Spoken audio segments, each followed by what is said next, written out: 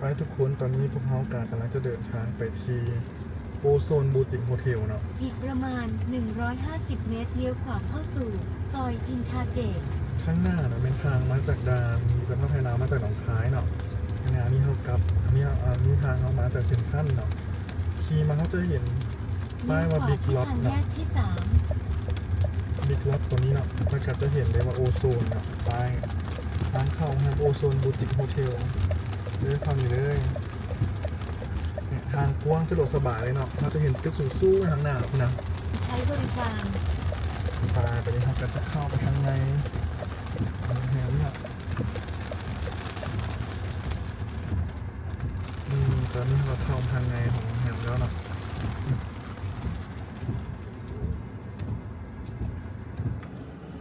เฮ้ทุกคนตอนนี้พวกเขาแก่ได้ห้องมาแล้วเนาะนี่เป็นห้องดีลักซ์ชั้น7เลยเนาะนี่ทุกคนโรงแรมโคตรงามเลย เดี๋ยวเขาจะเข้าไปเบิ้งห้องกันนะว่าประเภทดีลักซ์ห้องงามสำใดนี่บอลจอดรถกับกว้างขวางดีเนาะนี่สะดวกสบายขนาดเลยขั้นสูงสุดเลยก็เนี่ยนี่ทุกคนห้องประเภทเนาะดีลักซ์พรีเมียมรูมนี่ที่เราจะเข้ามาพักเนาะตอนนี้ห้องกว้างขนาดเลยนะว้าวทุกคนวิวโคตรงามเลยป้าชั้น7มันจะสูงขนาดเลยแต่เรือเขามานอนแต่เรือเขาจะนอนชั้น3ชั้น4เนาะป้าตัวนี้วิวชั้น7โคตรคักเลยของโรงแรมโอ้โหนะเห็นวิวดีขนาดไปเดี๋ยวเขาจะขับมาเบิ่งในห้องกันเนาะนี่ทุกคนห้องพรีเมียมดีลักซ์เนาะจะมีตู้เสื้อผ้ามีตู้เย็นเนาะมีน้ำให้มีตู้เย็นนี่ก็จะมีโต๊ะนางเฮ็ดเวียกหรือว่าโต๊ะแต่งหน้าเนาะนี่ตัวนี้มัน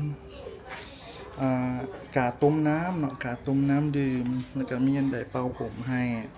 อีกด้วยเนาะมาเบิ่งภายในห้องทุกคนห้องกว้างขวางดีขนาดเลยเนาะตัวห้องมานอนแต่ละข้างจะเป็นห้องแบบทั่วไปเนาะแต่ตัวนี้จะเป็นห้องพรีเมียมดีลักซ์มีแอร์นะคะเป็นห้องเตียงเดียวนะทุกคนกว้างขนาดเลยจะมีโซฟาให้นั่งพร้อมโอ้โหทีวีอยู่พี่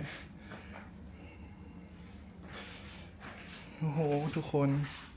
วันนั้นจะเห็นวิวเลยเนาะว่าแบบเห็นวิวงามขนาดเลยเพราะว่าอยู่ชั้นสูงเด้มันก็เลยเห็นวิวที่งามดีเนาะโอเคเลยนะทุกคนโรงแรมนี้แนะนำเลยพอเรามาพักกะเทื่อที่3ที่4แล้วเนาะมาอุดรตราเทือเฮากะจะมาพักอยู่วันนี้เป็นส่วนใหญ่แน่เนาะนี่เบิ่งห้องนะจะงามเลย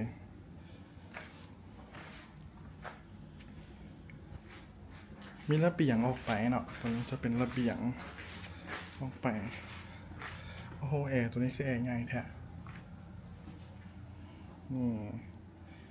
แล้วก็มีห้องน้ำจะเป็นแว่นเป็นเบอร์นะตัวนี้มันจะโบเป็นใสๆเนาะมันจะเป็นเบอร์โอเคเลยทุกคนมันจะใหญ่มันจะกว้างดีเลยเนาะกว้างขนาดเลย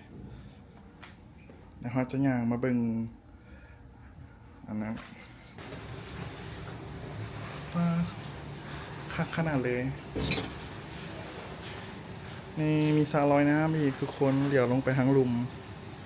นี่จะเห็นวิวสระลอยน้ำเนาะแล้วก็มีอาหารเช้านะทุกคนเนาะมีอาหารเช้ามื้ออื่นเช้าเนี่ยมาเบิ่งห้องน้ำกันมันจะมีโต๊ะให้นั่งหลายเลยเนาะโรงแรมเนี่ยมีทั้งโซฟาให้นั่งโต๊ะนั่งเฮ็ดเวียกโต๊ะนั่งกินข้าวเนี่ยเบิ่งห้องน้ำก็จะมีแบรนด์ใหญ่ๆสิเลยเนาะให้เบิ่งนี่แล้วก็แยกโซนเปียกโซนแห้งนะบ่อาบน้ำกันแยกโซนเปียกโซนแห้งให้มีฝักบัวให้โอเคเลย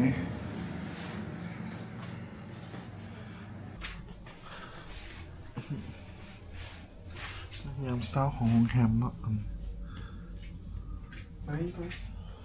ไป ไปเดี๋ยวเขาจะไปกินข้าวเช้ากัน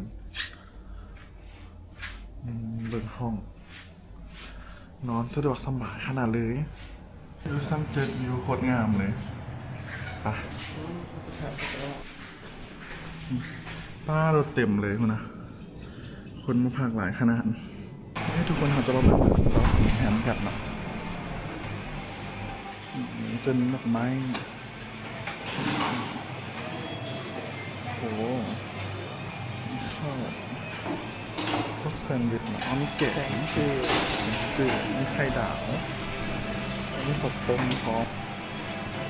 จะมีพวกน้ำมีนมอาหารคนหลายเลยกาแฟ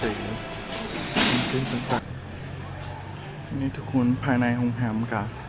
ยุคข้างบอลกินข้าวก็จะมีสระลอยน้ำใหญ่ๆเลยเนาะสระน้ำของโรงแรมนี้มันจะโฮมดีเนาะพอมันบริถึกแดดมันจะอยู่กลางตึกของโรงแรมเลยเนาะมันก็เลยจะบริถึกแดดมองแค่การลินน้ำเขาจะเปิดตอนเช้าหา20:00 นกลางคืนเนาะ7:00 นหา20:00 นกลางคืน